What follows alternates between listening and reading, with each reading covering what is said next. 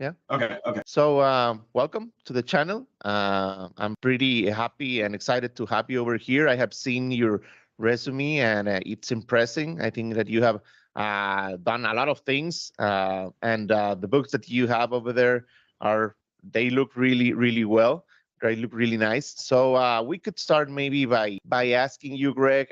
Could you describe yourself? Like, who is Greg? Like a short story of how have you been doing? How did you get into this agile world, right? I think it will be important. Yeah, sure. Yeah, so I come from a design and a marketing background, so not from a technology background. Although I early in my career I worked at a software company, and so from early days in my career, I really liked that intersection of design, marketing, and technology, and how all of those disciplines work together. I started digital experience agency in the early 2000s, and I ran that for about 14 years and sold it about 6 years ago. And through that time, that was really my where I got my introduction to Agile. And we were doing a number of things at the agency, but one of the things we did a lot of was building enterprise websites, which often had a very waterfall approach. And,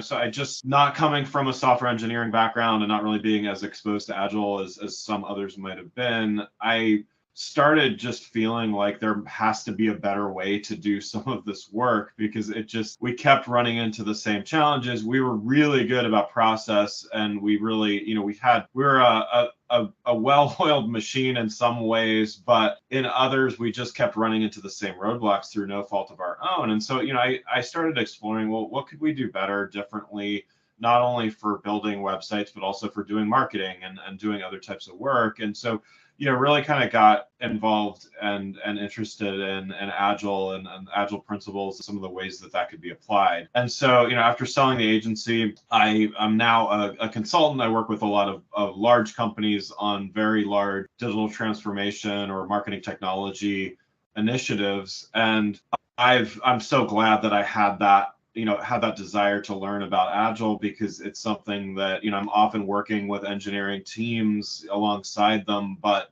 in a marketing or a customer experience function. But understanding Agile principles and being able to use Scrum or other methods to do that has just it's come in so handy. And I even worked with teams to coach them on converting to an Agile marketing approach. Nice. Thank you for sharing. Where were you born and where are you sitting right now? Yeah, so I'm currently in Washington D.C., just outside Washington D.C., and I come from Philadelphia, Pennsylvania originally. So I've always been on the East Coast of the United States, but travel quite a bit. But yeah, so yeah, started. I've been in the D.C. area 20 plus years now. It's home. Awesome. Thank you. So, how did the idea of starting to write a book came to your mind? Like, what's the first you have like four or five, right? Or you have a lot of them. So how There's a does few. it start? There's a few. So could you walk me through like, hey, I need to do a book, or there's this idea that I need to put somewhere, and a book would be a good place. So how does it how is it triggered, right? Yeah. So one thing, I like writing, and so it's something that I enjoy doing. I know, a lot of people want to write a book or have written one, but and want to write another one. They may struggle a bit to get started with it. I enjoy writing, and I write to learn more. It kind of forces me to do research and talk to other people and stuff. So when I sold my agency, I had a lot. Running a company, you're worried about a lot of different things. I mean, I was in charge of sales, and I had a hand in customer success, and even, the strategy work, as well as payroll and HR and, all of those things. So, selling the company and not having that responsibility day to day freed me up a lot to write and start speaking and doing some other things. So that really, about 6 years ago or so is when I really started focusing on I want to start writing. I have some ideas, mainly around applying agile principles to non-technical disciplines. So, marketing and other areas of the business like experience and other things. And so I kind of started there. I still do that, but I've written a few books on other topics as well since then. But really it came from, I've got an opportunity, again, post sale of the agency, and I've got an opportunity to focus a little bit more, share my expertise of what I've learned, and also learn from others. That's also why I started my own podcast. Is I wanted to talk with people and not always be talking with people to try to sell them something, but to talk with them about just, how do they approach their work, and, what challenges do they run into, and from a broad spectrum. Nice. So we will make sure that at the end we put the link to your podcast in the comments of this video, right? Greg, for the audience that is watching us or hearing us, listening to us, what would be the user personas that you think that would benefit from reading your books? Could you walk us through, for these kind of persons, I have this book, for these kind of persons, I have this other one, right? Yeah, I would say most of my writing is targeted at people who work at large organizations. So, anything from a large company to, enterprise, Fortune 500, whatever you want to call it. Because those are the kinds of companies that I mostly work with. And so I understand that those dynamics a little bit better. I would say as far as disciplines go, a lot of what I write is, anyone dealing in marketing, technology, in customer experience, and it's less, if you're a data scientist or a software engineer, a little less relevant. If you want to learn a little bit more about some of the marketing aspects of those areas, might be helpful. But I think it's primarily for leaders, and I say aspiring leaders in marketing technology, and customer experience are really those that I think can benefit the most from what I write. Some. So do you think that I read some of the descriptions? I haven't had the chance to get the first book, but I'm definitely going to buy one of them. My question would be, do you think that the focus over the last decade or years has been more into the delivery side and less to the, product management, discovery side of things? Like, everyone is focusing on Scrum and Agile, but in the Kanban, in the delivery part, in the Scrum part, and not so much in the discovery. Do you think that also? I think I've seen that. I think it kind of shifts, and depending on perhaps the economic climate. So, if things are, I think when efficiency is prioritized because of an economic downturn or something like that, I think delivery becomes more and more important, because we just need to get things out the door and and delivered. But I think when there's a little more time to plan and strategize, then it kind of shifts the other way. I think we're in a very practical, delivery focused place right now, to your point. I hope that shifts a little bit more, because I do think there are a lot of things that organizations be paying attention to right now that require planning and careful thought. I mean, anything from the shifting of the employment market. We've gone kind of up and down as far as how talent, whether it's a buyer's or a seller's market, so to speak, with hiring. AI, obviously, anything related to data science and everything is certainly talked about a lot, but I think companies and brands need to understand what their stance and what their potential risks as well as rewards are in those areas too. So, all of that requires better planning instead of just this focus on kind of deliver. Yeah, totally agree with you. Greg, so the Agile Manifesto has been over here for more than 20 years ago, right? Do you think that it needs an update, or do you think that the principles and values are still relevant? What's your take? Yeah, I mean, I think it still applies. I think anything could always use a fresh look, every once in a while. But having recently gone through it for, I wrote a book on agile marketing this year, and I kind of refreshed my memory on the Agile Manifesto and everything. And I think it still applies. I do think that technologies like artificial intelligence and some of those other things might have some kind of implications in the way that we think about planning and prioritizing and delivering work. But I don't think that throws out, things that have been written 20 years and kind of have stood the test of time. I think, again, it never hurts to dust something off once in a while and take another look at it. Yeah, I agree. So what would be your way of explaining what agile is to a 10-year-old kid, Greg? Yeah, that's a great question. Yeah, so I also, because I don't work specifically in the software engineering space where agile really has its root and everything. I look at it as it's a way to methodically plan, implement, and deliver and continuously improve anything. And I say it's generally going to be work. It's not going to be personal stuff, but I say anything because I think it applies to anything. I don't think there's an area of business that those ideas and those principles can't be applied to. And I also, working in the marketing space a lot, I think those that have not been exposed to doing agile or something specific like Scrum or Kanban or something they look at it as something that is very reactive, of like, okay, every 2 weeks we're going to try something different or do something new. And so I say it's a methodical approach to doing those things, because I look at it as a scientific way of approaching things.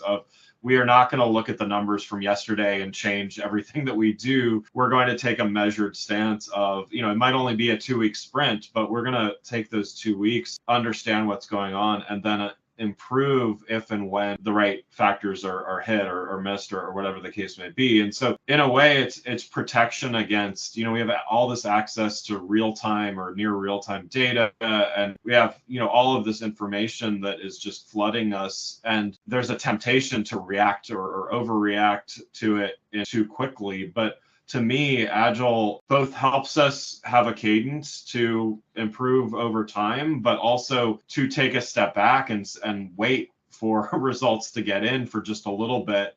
And then we can decide, are we going to pivot? Are we going to do something differently? So I really think it's the best of both worlds. And so, I wouldn't say all that to a child, but I think the idea of, it's a very methodical way to approach and do things, helps kind of get around that idea of, okay, well, every few days we're going to change direction or like that. And yeah, I think you mentioned two key concepts, right? The pivoting, like trying to figure out where the target is and be able to move yourself, the strategy of the product. And then you mentioned continuous improvement, which is, in my opinion, also the skeleton or the biggest advantage of being agile, right? So yeah, that's a great definition. In my opinion, I totally align with it. Greg, in your opinion, what is the biggest or most common misconceptions that you have observed with the teams that are trying to adopt agile practices or a Kanban or Scrum or whatever, right? Yeah, I mean, I think it is kind of what I was touching on earlier, which is that it's a reactive approach as opposed to a methodical and really scientific method based approach. I mean, I look at it in that way. And so I think those that have had a bad experience of it or have had little to no experience with it do, again, just think of it as, okay, well, we're going to pivot every couple of weeks and we don't really have a plan. We don't really know where we're going. And maybe that's really what it is I think the misconception is that there aren't real goals or there isn't really a plan of what we want to achieve, when in reality there is a plan, there are goals, there are measurements that we want to achieve, but we don't necessarily know how we're going to get there, because we know we're being realistic that the world is going to change somewhat in between now and whatever we're delivering launches or is released or like that. Okay, thank you. How, from your perspective and the way that you are close to the market and what's going on, how do you see Agile evolving with these, like in response to these emerging trends such as artificial intelligence or even remote work, right? How do you see it's interacting the Agile world with these new advances, right? Yeah, I mean, I think one of the key concepts of Scrum is, kind of getting everybody together and working collaboratively, and I think remote work certainly changes that. I mean, I've been working with global companies for, many years now, and so the idea of getting everyone in the room, every day, let alone every couple of weeks, really wasn't practical. But even in those large companies, they often had software teams that were physically, in the same place prior to the pandemic. So, I do think the lack of, people working closely together physically changes the dynamics of some of these things. But I'm an optimistic when it comes to that, and I think I've certainly adapted. I mean, I work from home, 95% of the time, and I work with remote teams, and things go well. So, I think there's going to be an adjustment with anything, but I think overall teams are adjusting to that dynamic. As far as AI goes, at least for me, it's a little too soon to tell how that might affect, some of the dynamics that that Agile involves. I mean, I do think as far as automating and things like that, there's tons of opportunity there to make things go more smoothly, particularly when everybody doesn't have the opportunity to be in the same room together and planning and everything. So I have less of an idea on that one probably than the other, but I think we'll continue to evolve, and I think Agile is agile enough, I guess, to adapt. Yeah, I agree. It's part of the nature, right? Embracing new technologies. So hopefully Yeah. we will stay aligned with that. You were mentioning artificial intelligence. Well, we were talking about it. Do you have some tools or services that you cannot leave now with it, like ChatGPT or Midjourney, or are you still figuring it out? Yeah, I mean, I would say I'm figuring it out a little bit, but I do use tools to get as startings, right? I think as far as like generative AI goes, I think it's great as a starting point thing. So I did a test one a couple of months ago. I had a podcast guest coming up, and I asked ChatGPT, like, give me 7 questions for this guest or whatever. It did okay. I think 4 of them I kept for the most part, with a little bit of addition. 3 I had to just throw out because they didn't work. So it was, as a test, like, I think what I find is, again, it's a good way to just jumpstart a process. And so I do that, and I was doing that with myself prior, where I will do things in multiple passes. So I'll do a quick pass on, make a bullet list of a bunch of things, and then just set it aside, and then come back a day later and then take it a step further. That's how I write. That's how I do most of my work, is a very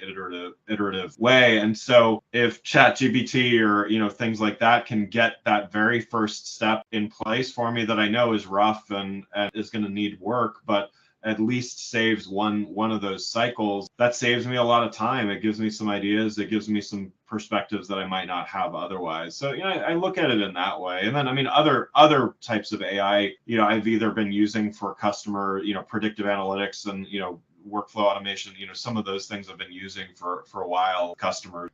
I cannot live without ChatGPT every day. I mean, it solves a lot of the stuff that I work on. Yeah. So regarding the transformations and the Scrum teams where you have worked, or any Agile theme, what would be, in your experience, those very obvious indicators that show you that a team is doing just by the book a framework versus being truly agile? And I'm asking because I'm sure that there are persons looking at this video maybe saying, oh, we're very good at Scrum, we are very agile in my company, but they might not be that agile, right? So how would you help them identifying these patterns?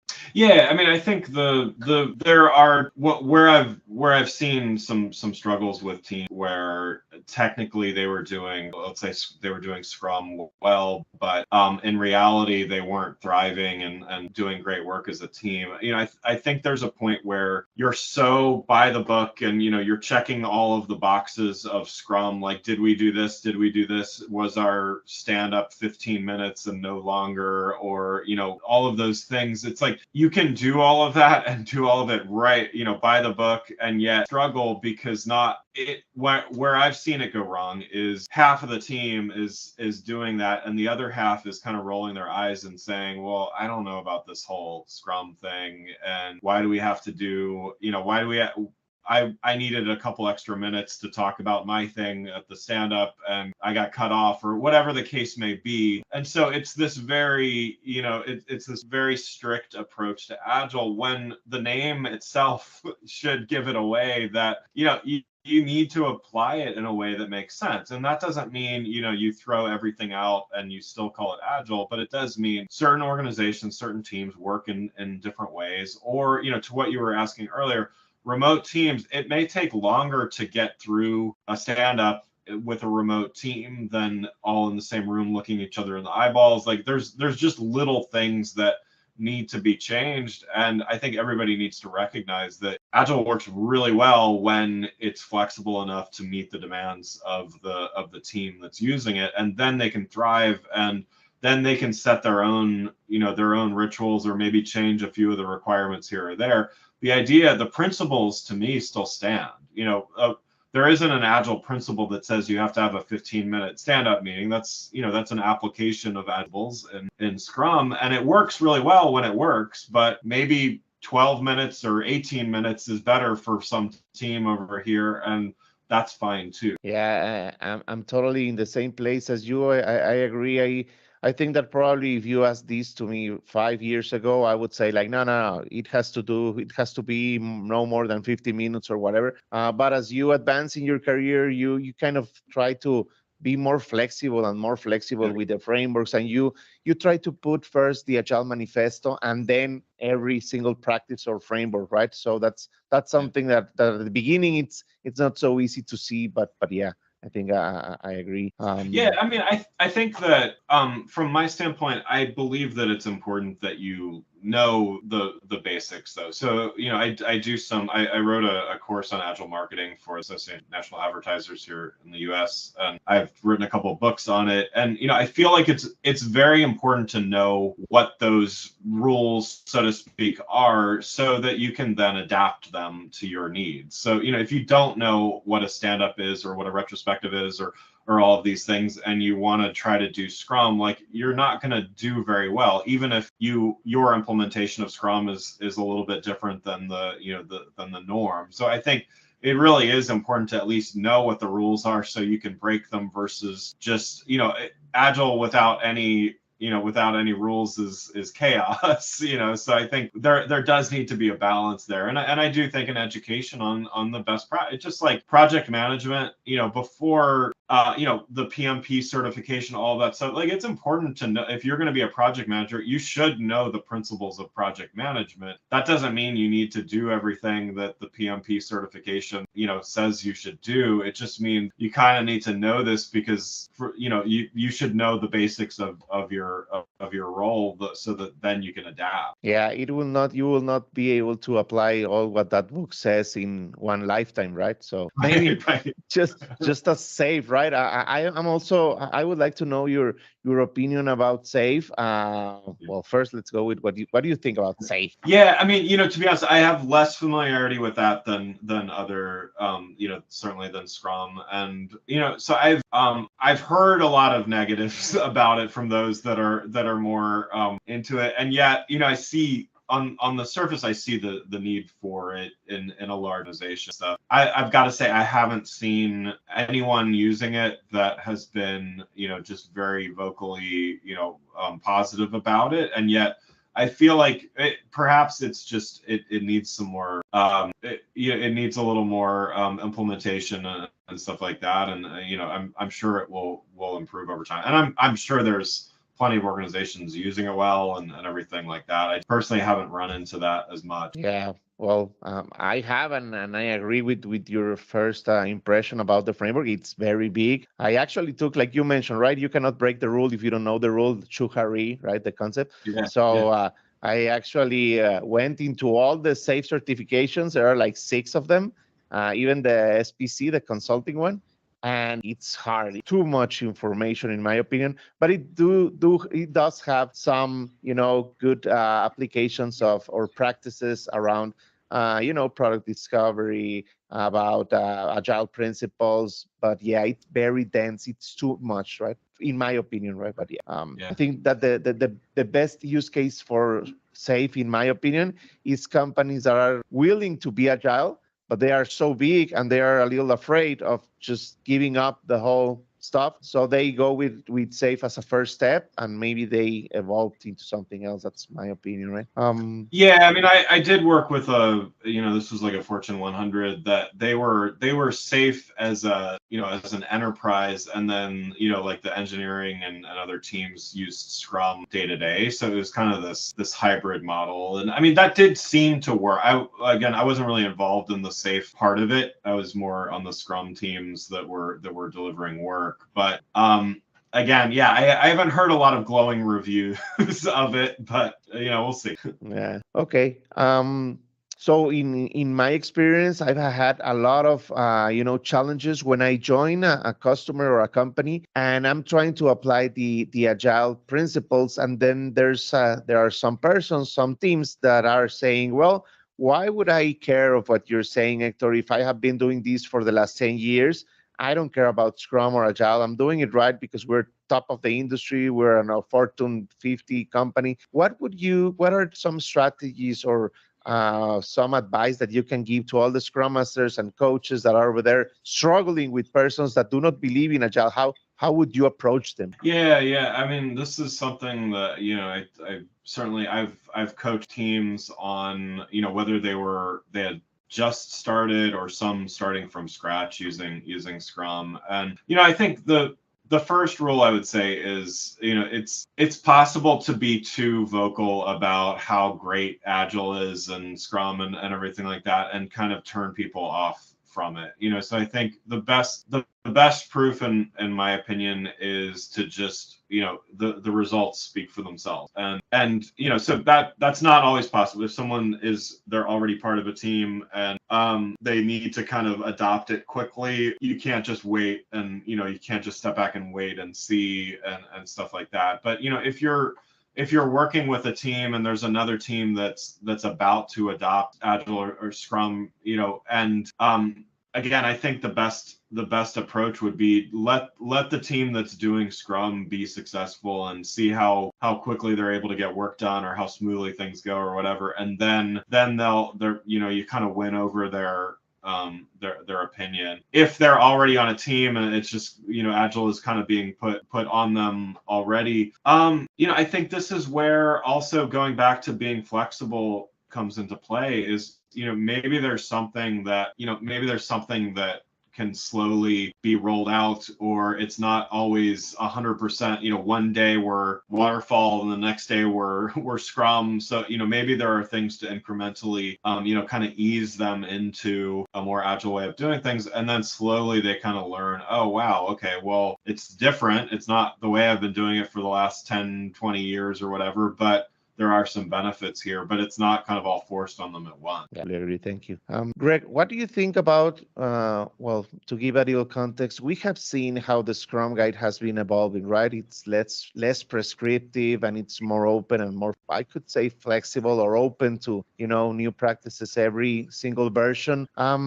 This is with the Scrum Guide, but as we mentioned, the Agile Manifesto could have a refresh. But what would be your vision into the future with what you have experienced with Agile in these years?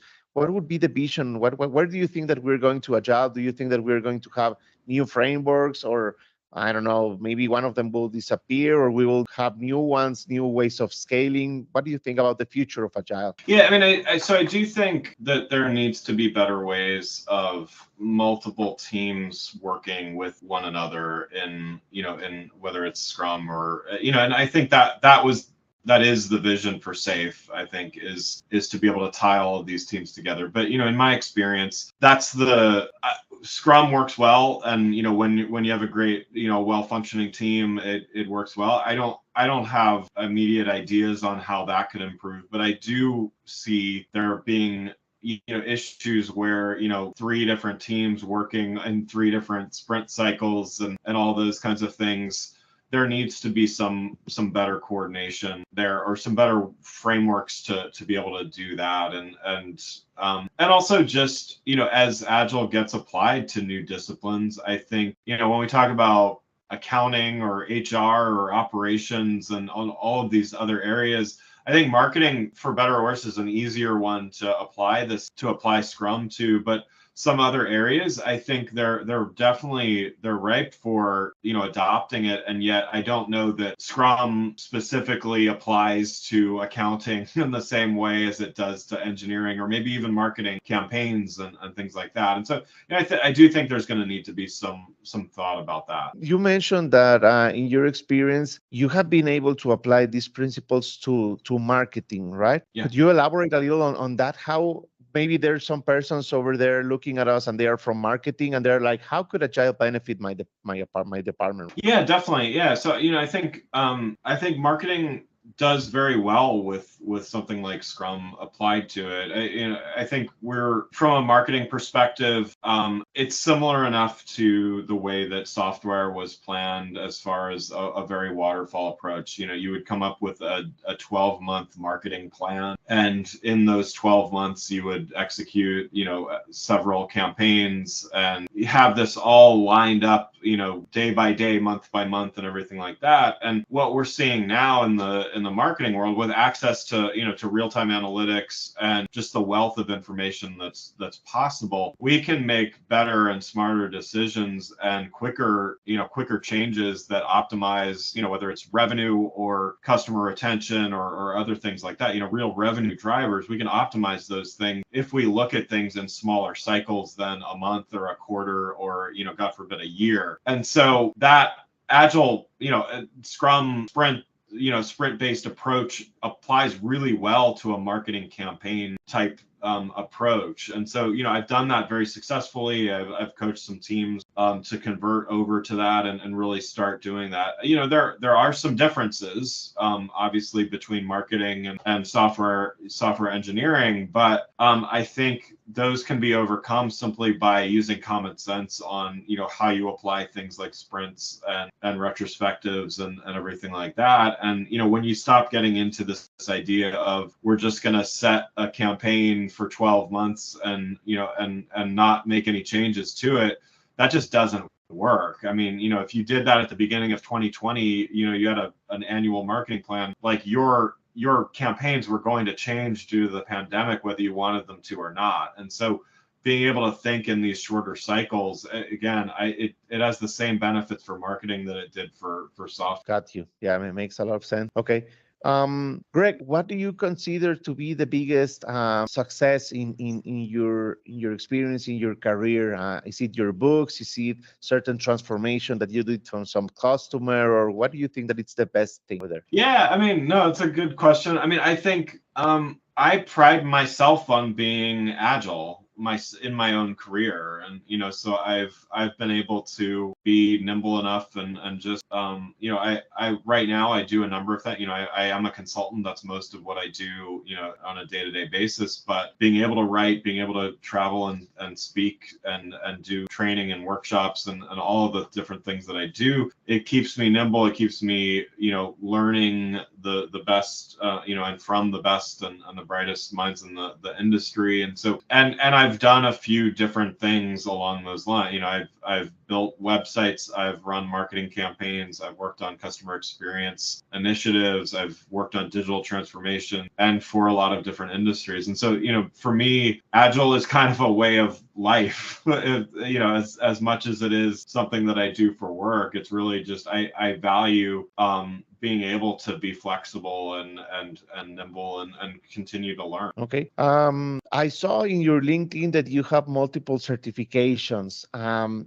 There might be some persons looking at this conversation and saying, well, what certifications or how can I prepare to be like Greg, right? In a future, like establish this kind of career. This is the path that I want to follow. So what preparation, certification, trainings, etc., what do you recommend to our audience? Yeah, I mean, so my personal kind of path. I've done a few different things. I mean, I feel like my biggest education was starting a company, and really I knew nothing about business. I was a designer really, and I knew some marketing, and so starting a company was really probably my biggest education. But I did get my MBA as well. I got that after I sold my company even, but I felt like there were some gaps in my knowledge that just real world experience just didn't quite fill.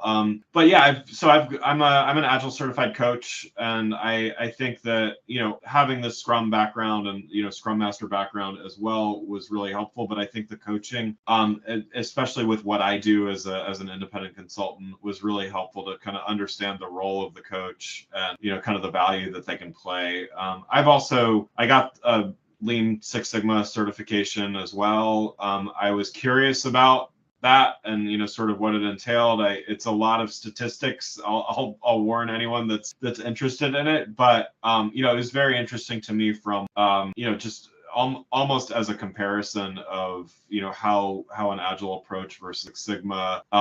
But I would say I think, to go back to what we were saying earlier, I do feel a strong sense of you do need to understand kind of the basics of whatever it is that you're going to focus on. So having an education, whether that's the MBA or the certifications or whatever it may be, whatever your focus is, I do feel like you need to understand the basics so that you can then elaborate on them or improvise or other things. Otherwise, I think it's really hard, especially when you're educating other people, because a lot of what I do, whether it's as a consultant or advisor or teaching a workshop, like it's my job to teach people something, and maybe they knew 50% of it already, but filling out that picture of an area, whether that's agile marketing or whatever the case may be, it's my job to teach people, even teach my clients as a consultant. Like I'm not a full-time employee, and so it's my job to get in, teach people something, and then go to the next engagement. And so I'm always kind of teaching, but to do that, I always have to learn. Thank you. Yeah, makes sense. Yeah. So you mentioned a lot the consulting part right now, that's where you're focusing your career, right? How do you, so for those persons, maybe there's some CEO or someone looking at someone that has a company looking at this video, what would be some triggers to understand, like, hey, I need Greg's help, right? So I'm going to call him. Is it because of my marketing strategies are not working? Is it because I want to implement Agile in my marketing department? Is it because I want an Agile transformation for my company? What would be the triggers, and how would you help them? What's the process of how that you would run with them? Yeah, absolutely. So yeah, I think there's a few things, and you touched on a few of them. So when when a big change needs to be made in an organization that relates to a couple different things. So it could be a big marketing technology change, and that starts really from the very beginning of deciding and determining what's needed there, and then how it's going to get implemented. And my big focus is on the people and the process part of change. And so it might be a marketing technology change where a software platform is getting implemented. I'm not going to be responsible for writing the code and integrating the data sources. I'm going to be involved in how are people working today, and how are they going to need to work tomorrow when that did. And often that involves agile approaches, and not always, but often it involves agile approaches. Sometimes they're already using them and they just need to change what they do a little bit because of a new platform or method or something like that. And sometimes it's from scratch, we're doing things this way and we want to move to an agile approach. Okay, so I know that I need Greg's help, so I call you. What would be the process that you have with the customer? Yeah, sure. So it always starts out with one or two exploratory conversations. So trying to define what the need is, how big the need is. Is it something where I can just come in and spend some time and work and coach teams or something like that, or does it take a larger team, 10, 12, 20 people, however many, to go in and do a full spectrum of work. So, first it's kind of, exploratory there. And then, I'd come back with a scope of here's what I would recommend. Here's the timing that I would recommend doing it within. And here's how I would work alongside existing team members. Because I think that's the important part as well is I've worked and I owned an agency that would work as sort of an external company that would do things. But now I'm a lot more integrated alongside teams. So I'm coaching them and I'm working alongside existing teams so that, again, I can walk away after, a few weeks or a few months and that team is high performing. They know what they need, or even potentially they have new hires in place that have roles that they never had before. And I've helped to, create job descriptions or identify the needs of new employees that would need to be, doing new types of work in that organization. Got it. Thanks for sharing. Okay. Greg, if you had the opportunity to travel in a time machine and meet with yourself, what advice would you give to you about, agile or your career or whatever, right? What would you say? Yeah, I mean, I think I would have, before I ever started a company, I think I would have learned a little bit more about business. I won't lie. So, just a little bit more. I think there's something to be said in kind of discovering it yourself. But to go back to the point that I've learned that, understanding the basics and frameworks a little bit more before you jump into something is helpful for other people. I wish I would have done that a little bit more myself, but all's well that ends well, I guess. Nice. Okay. So if you are having mentors and persons that you admire and that you follow in this space is probably more important than a lot of other spaces, right? You have to keep learning and keep reading and keep improving yourself and how it goes with Agile. So what would be some of your mentors or some of the persons that you really admire, that you follow up, that you read their books? What would you recommend? Yeah, sure. And particularly in the agile space, and I would even say in the agile marketing space, I mean, there's a few people that and an organization that have really shaped some of my views. And and I have the opportunity to have a podcast of my own and have interviewed a few people over the years. I think one that comes to mind, and he actually wrote the forward to one of my books. His name's Anthony Coppage from IBM. He really led the sales and marketing transformation at IBM to a more agile approach. And so, it was an interesting. Most of the agile people that I knew were very focused in the technology space. And while IBM is a technology company, he was focused on sales and marketing. And so I thought that was really interesting. And so, he and I have had a number of conversations, and, is certainly someone that has shaped some of my ideas about just not being so strict in your approach to Scrum and Agile, but being flexible enough to really make it work. And one other recommendation I would make, for those in the marketing world, there's an organization called the Agile Marketing Alliance that has done a lot. Great organization. Melissa Reeve and a few others started it, and they do a lot of great writing and thought leadership in that space as well. And there's getting to be more writing and thought leadership in the agile marketing space, but they do a really good job on collecting that and really finding great people to talk about it. Awesome. I will put the descriptions in the comments also, so people can look for them. So Greg, if the next project that you had instead of a book was I'm going to build my own agile framework, what would be like some of the themes, or what would you make sure that you include over there? What messages? What can you tell me just right on top of your head, right? Yeah. So, I guess having a couple of minutes to think about your earlier question about what I might improve as well. I think the biggest area for improvement and where I would focus, I'm actually writing a book about this topic at the moment, hope to finish it next year, is this idea, the concept of business value and prioritization. And I think that's the biggest gap that I see in all of this. Is I think everybody has their own definition of business value and everybody has their own priorities, but I think there is room for improvement on how we define that and how we actually do. I talk with many business leaders and many teams, and they all struggle with prioritizing work. And this idea that something is a big organizational priority, and therefore, it would tie to great business value, and yet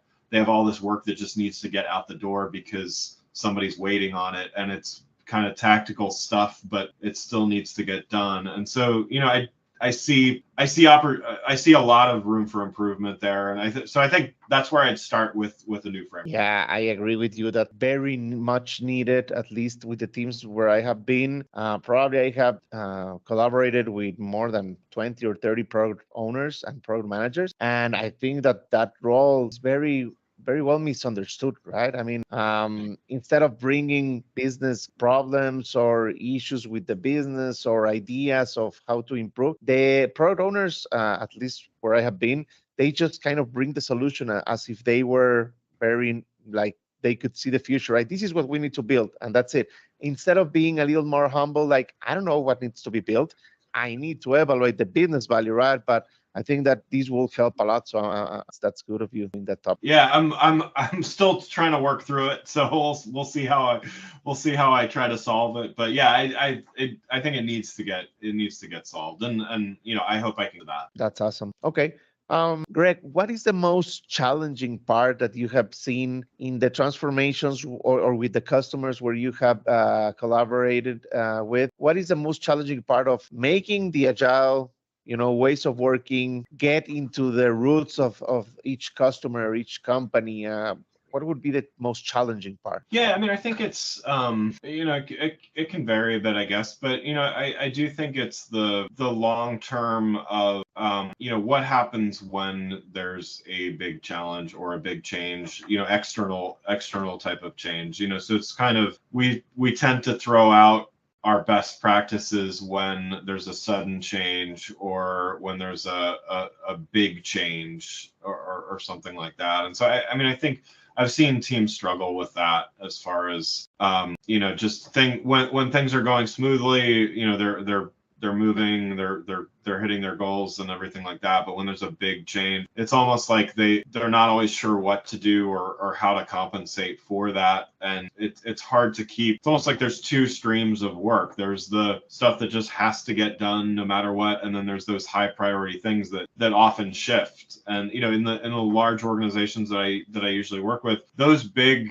priorities can change from week to week. There could be some kind of there's all the data privacy regulations. It could be something related to some regulatory thing. It could be something related to the stock market. It could be any number of things. And so keeping all of those things aligned and not just throwing out good behaviors that are based in Scrum or Agile principles and stuff in and around that. I think that's tough for teams that haven't been doing it for a long time. Thank you. Okay.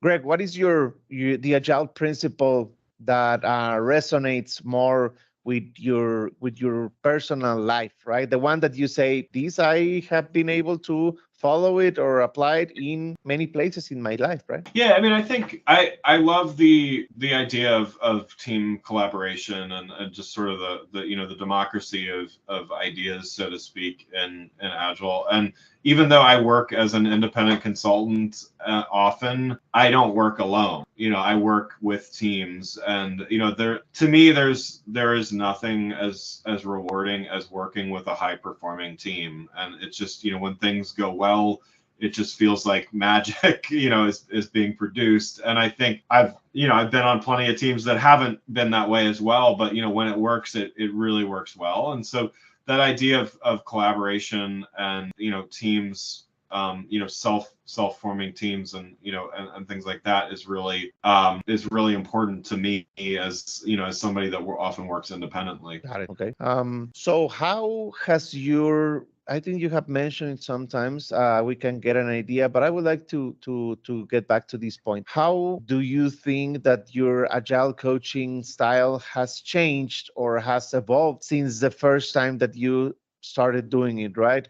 What can you tell me about this? Yeah, I mean, I think some of it comes down to, so I'm a consultant in most of what I do, and yet there's a big difference between a consultant and a coach. And I think it took me a while to really understand that. And I still I can still fall into it if I don't catch myself, is as a consultant, I really want to tell people what I think they should do. And yet as a coach, I really need to step back and not, and not do that, and just, and play a slightly different role. And again, it's hard sometimes because you see people taking a misstep or things like that. And so, I think that even just that idea that I do take a step back and is something that's evolved over the years of doing it. And there are other times where I say, hey, listen, I'm going to take my coach hat off and be a consultant for a minute, and let me tell you what I would do. That's maybe being a bad coach, but it's also at least acknowledging the fact that I'm playing a different role in that. And and so yeah, I would say that's the biggest change, is just kind of acknowledging that idea. Yeah, I'm there with you. I think probably the hardest part of being an agile coach is, okay, this time I just have to question and do powerful questions and try to coach and try to be there with them following and just beside the person and the customer. And then sometimes they're just asking you, just tell us how to do it, Hector, right? I mean, the answer, just let us know how you do it, right? It's hard, right? When to mentor, when to teach, when to coach, when to be a consultant. So yeah, it's hard. Okay. For those persons that are looking at this video, right? How does Greg keeps up with constantly learning? Do you read a lot? Do you like to follow any podcasts? How do you grow? Like, you keep learning, right? What are the I ways mean, do you like I read a lot. Again, one of the reasons I write so much is it forces me to research and read things. So I read, I listen to podcasts, I listen to audiobooks.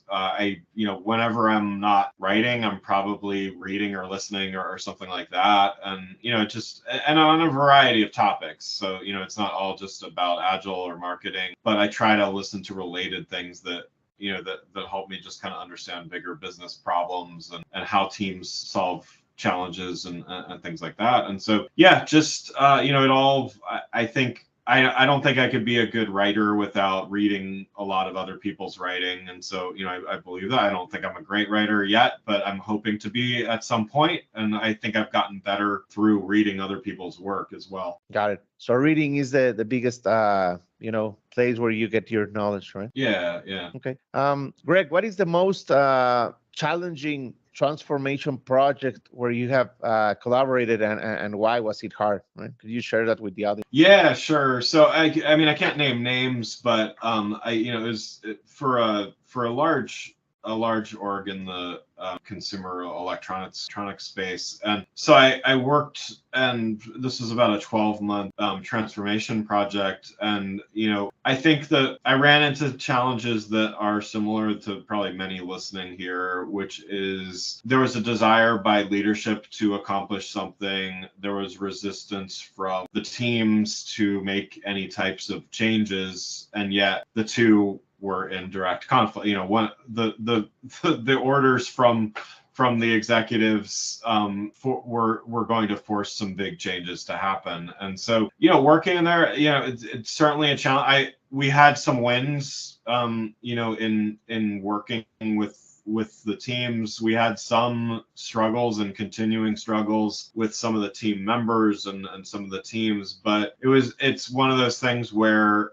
we would make incremental progress and then kind of take 2 steps back and then make some incremental progress, take 2 steps back. But, overall, I think, what I learned from that, and, ultimately we were successful in laying out a plan and some strategies. And, at that point, my contract was done, and so is for others to take them to the next step. But where I think we took some missteps first was really educating on the why we're doing what we're doing, not just what we're doing. So we listened to leaders and some of the managers, and we talked with them about why we were doing things. But the people on the ground actually doing the work, we didn't spend enough time really educating them on, okay, well, when you do this, you're going to be contributing to the bigger picture here and in this way. And yes, there's going to be some change to the way you do your job, but like we didn't spend enough time doing that. Once we started doing that, we got a lot better results, and people still were reluctant to change things that they'd been doing for years, but they were more open to that change because they started seeing the big picture and actually started getting excited about the big picture versus just assuming that, okay, well, they'll just do whatever their bosses tell them to do. Yeah, makes sense. Engaging them normally motivates a lot of persons, right, to follow up with the agile practice. So, okay, thank you for sharing. If you would talk to Jeff and Ken, inventors of Scrum, what would you have some questions about Scrum? Yeah, that's a good question. I don't know. Maybe it goes back to the business value question, and just the role of product owner, and how we really kind of what you were saying too is just how do we make sure that the product owner is really prioritizing the right things. I think that's probably at least now that's top of mind for me. So I think a little more thought in that. I think that is probably the least documented area.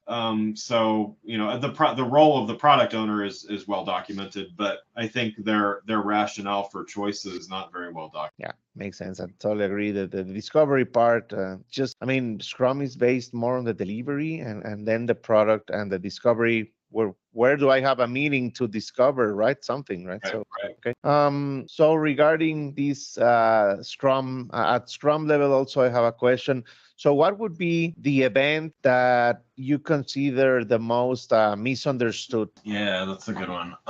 I think the one that gets done most wrong is probably it's not exactly your question, but I think the retrospective is I've seen the most wasted opportunity there, of just because it wasn't approached in the right way, or just people are it's one of a few different things. But I mean, one is nobody wants to upset the apple cart, so to speak, and say anything too bad about the process, and so you don't get to learn from that. And in those cases, you got to take a look back, or a step back, and say, what's the culture like where people are afraid to say something wrong, to say something bad, or are people going to think I'm judging someone else, or something. So there probably needs to be some work done in the culture part of that. But also just not having everyone answer those questions, the three questions or whatever, and really giving a full view of that. I think it's a missed opportunity often when everybody's just kind of burned out and done, and they don't want to get through it, or they gloss over some things. And then I think the other part of it is, even if it goes well, what's done with, it just kind of, somebody takes notes, and then those notes sit on a SharePoint server somewhere, and nothing's ever done with it. So I think that's probably the bigger long-term, wasted opportunity, is some great ideas come out, or there's some great themes, but then nobody really does anything with it. So, I think that's definitely something to look at if you don't feel like you're getting a lot out of Scrum. Yeah, totally. I had a team that they would had an Excel file with all the action items, and every week or every sprint that they did not work on one of the items, they would put a +1. So they had like +15, +20. I was like, when I joined, I was like, what are these +20? And I was like, come on. Wow. Yeah. Yeah, at least they tracked it, right? Yeah. yeah. They could have just ignored it and not even write it, right? So yeah, I guess. Okay, so that's with the event, right? Could you tell me also the most misunderstood, or the worst anti-pattern that you have seen in maybe the one of the roles and the events, the one that has been more misunderstood is the question, right? With one of the roles and one of the artifacts. Yeah. Give me a second. So yeah, I'm trying to. Yeah, I think probably the relationship of the product owner to the backlog. I've seen some things where there's some challenges there of just the backlog kind of becomes just a laundry list of things that may never. They don't have to all get done, but it just becomes a parking lot for, okay, anybody has an idea, I'll just stick it there to make people feel better. and not necessarily prioritizing it in a meaningful way, or saying, you know what, this doesn't even belong in the backlog, so to speak, or something like that. So, I think I don't have a great way of explaining it really, but I think there's something there as far as, just how the how they interact with that backlog. Yeah. Got it. And then that example works both sides, right? For the artifact, the backlog, and then for the product. So that's good. Greg, we have just a couple more questions over here, and then I will let you go. If that's okay. What would be the most rewarding part of being an agile coach, in your opinion? Yeah, I love to see teams that are really getting from zero to whatever to 100, let's just say, but that really are kicking things off, and maybe there's a couple members of the team that have done it before and are knowledgeable, but there's others on the team that have never done it before. I love seeing those teams come together, the more experienced members coaching the others and working together. And I think when that does happen, that's a really rewarding thing of just seeing people working together, sharing knowledge, and just enthusiasm around, oh wow, there's a better way of working here. And change can be good. Change isn't always good, but change can be really good. And so I think just seeing people that are new to it really kind of understanding it and embracing it, I think that's the most exciting thing to me. Yeah, definitely. Greg, any last topic that you would like to share with the audience, or any question that you would have liked me to ask that I may have forgotten? No, I think it's certainly been great talking with you. I mean, I would say for those out there that are not in the marketing world that I kind of live in, and know marketing teams or customer experience teams or others that are interested in Scrum or Agile, I would say there's a lot of opportunity to teach those teams and to work with them and to work collaboratively with them.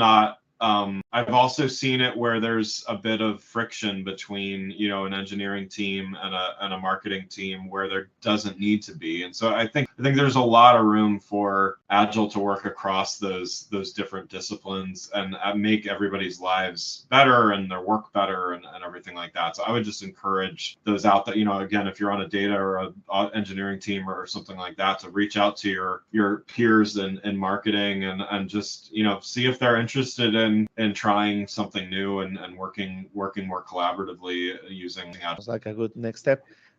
For those who share your insights and who share the way that you think, how can we continue following up with Greg? Where are you? What social media are you there? Can we reach for you, or what would you say? Yeah. I think the two best places would be I'm very active on LinkedIn, so you can just search for Greg Kihlström. There's not many of us, so I should show up.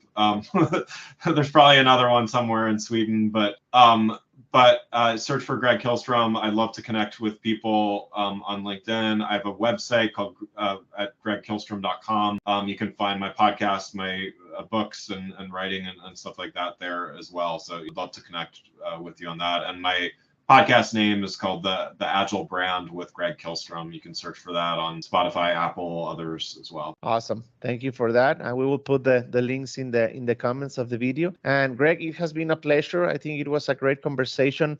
I know that you're a busy guy, and I really appreciate you coming to the podcast and just sharing your thoughts with everyone in the audience. It has been really nice. So I really appreciate your time. Thanks for that. And I hope that we can talk again soon. Maybe when you get your next book out, you can come to the channel and present it for the audience, right? Yeah, I'd love that. Yeah, thank you so much. It's been great talking with you. Thank you, Greg. Have a good one. Bye. Bye.